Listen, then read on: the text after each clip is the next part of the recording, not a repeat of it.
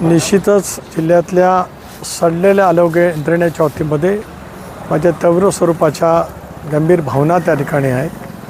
दोन बाबी घडल्या। एक, अतिशय उत्तम पद्धतीची सुसज्ज कार्डियक ॲम्ब्युलन्स शिवधनला आमदार आदिती, मी, आमदार अनिकेत आमच्या वेगवेगळ्या निधीतून आम्ही त्या ठिकाणी उपलब्ध करून दिली।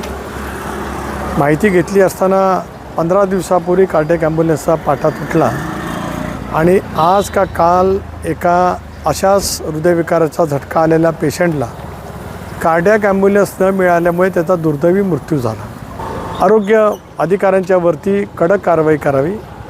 पुढे जाऊन सांगेन की हे दोन्ही जे मृत्यू झालेत ते हलगर्जीपणा झाल्या असल्यामुळेच सदोष मनुष्यवधाचा गुन्हासुद्धा सरकारने तातडीने करण्याच्या बाबतीमध्ये, दाखल करण्याच्या बाबतीमध्ये गंभीरपणाने पावले उचलावीत असा या विभागाचा लोकसभा सदस्य गेले 40 वर्ष सार्वजनिक जीवनामध्ये वावरत असताना कधी कोणा अधिकाऱ्यांच्या विरुद्ध मी तक्रार केली नाही।